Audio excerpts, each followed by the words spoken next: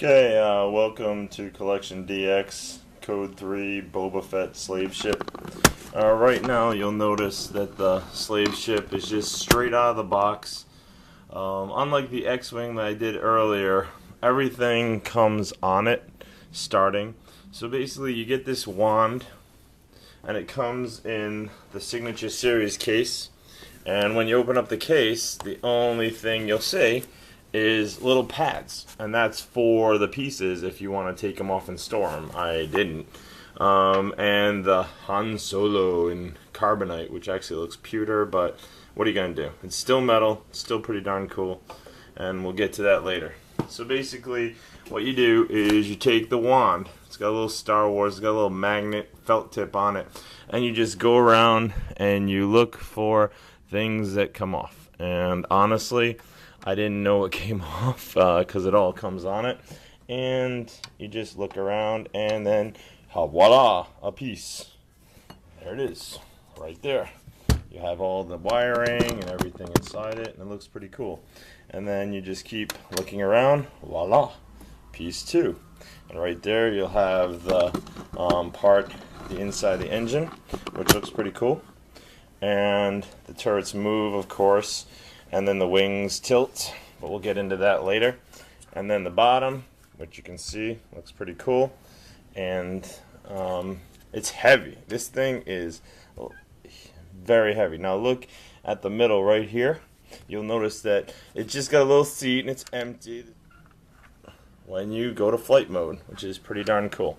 Now, I believe there's some other areas right there. And if you can't tell, which I couldn't, basically there has to be 4 areas because we got 1, 2, 3 pieces, and there's 4, and there we go. There's the last piece. There's definitely not as much. So we have that piece right in front, we have that piece right there, we have these 2 pieces right there, and everything else is just die-cast greatness. And basically, like I said, here's slave, it's in flight mode, coming at you, flight mode, and then you tilt it back, it's in landing mode, and once again, get your power, sorry, my film work is nowhere near as good as yours, but as you can tell, the thing looks awesome. I do have a problem right here, if you notice, right there, see these little pistons, sometimes they pop out when you adjust the wings, and I'll show that in a second. Right now what I want to do is I'm going to switch to the stand, which is right here.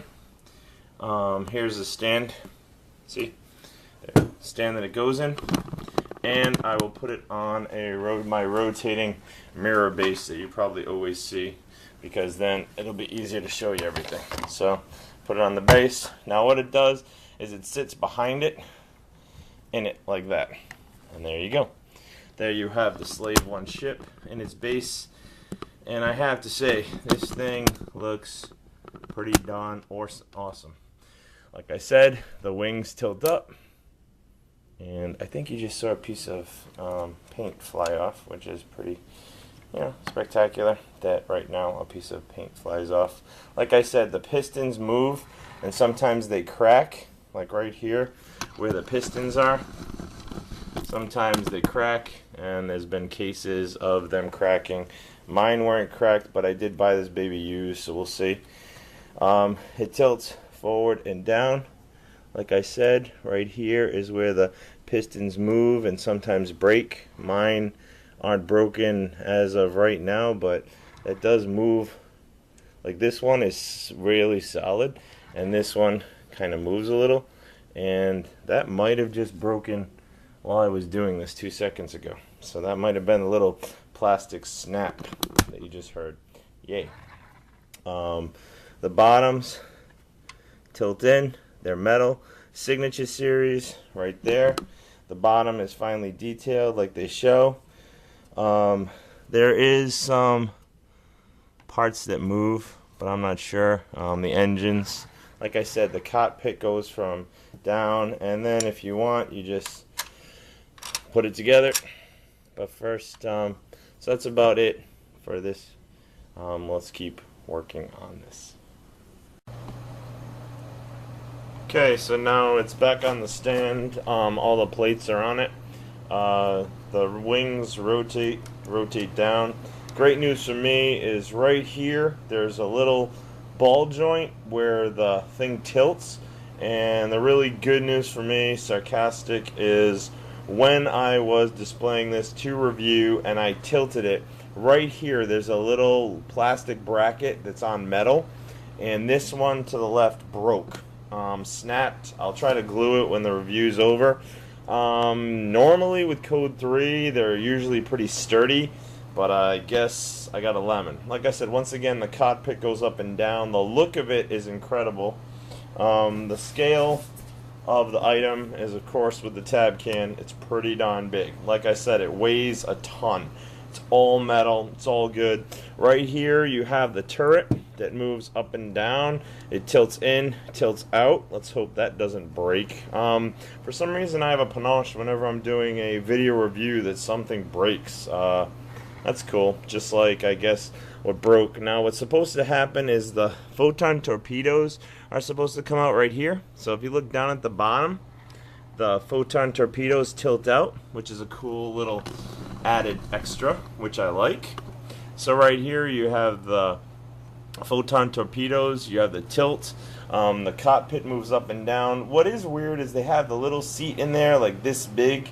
This big is the seat, and there's no Boba Fett to be found, so that's kind of awkward. Like I said, the plates do stay on better than the X-Wing. There's only 4 of them, and if you remember with the X-Wing there were a lot more.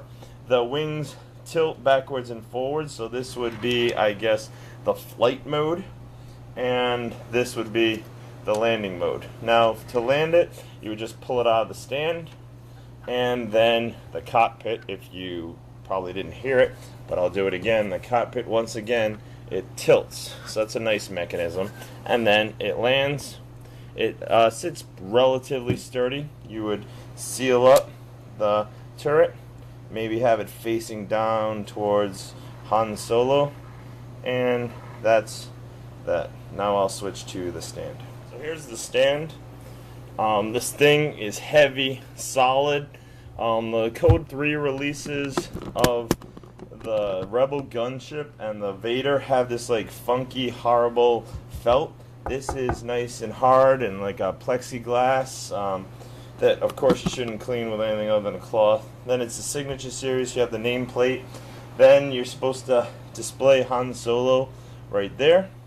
And then you take the ship, and if you want him in the landing position, you just put him right on the base like so. It looks pretty darn cool. It's nice. I wouldn't move it back and forth on the base with the bottom because this is a plexiglass and you'd probably break it pretty easy. So once again, you put the felt covered stand on it. The ship, like I said, rests in it really securely. Like you'd be shocked for something that tall to rest that securely, and that's basically how you display it. Once again, it has good lines. Let me put it into flight mode. The cockpit, the movement. I would have liked the ramp to come down. It'd have a little Boba Fett figure inside, but this iconic ship just looks incredible, and I highly recommend it. Like once again, people are going to get on the price. The price is hefty, and also one of the negatives that just showed you with this review was this little broken bracket. I have a feeling, because see how it's like tilted up and it should be tilted down, this one? I have a feeling that probably broke for the previous owner, and they just glued it and sold it and didn't say anything to me. So that kind of sucked, and maybe it's a design flaw. I know I saw one else on eBay and they mentioned the same little bracket, so it probably is a design flaw. Myself, I'll try to glue it and see what happens. Pretty happy with it. You know, the price, like I said, this was the Signature Series, so when it came out it was like $400. I got mine cheaper. I got mine like less than that, and maybe that's because it was broken and the guy sold it. Like I said, it could have some more posability. I mean, look, even that's real copper metal right there. and this whole thing is metal. Like, it's just so heavy. But like I said, I would have liked more panels to open up. Like right here, it seems to have a panel that should slide and let something out, and it doesn't. And then right here, like the wings could like extend a little more, or maybe like go down or go up, and they don't. But overall, I have to say I really like the look of it.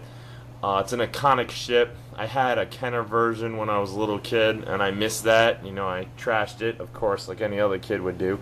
So this is a nice die-cast representative for my collection. So once again, this is AJ Pro die-cast, duh in the name, and this is my video for Code 3, sorry, Boba Fett Slave 1.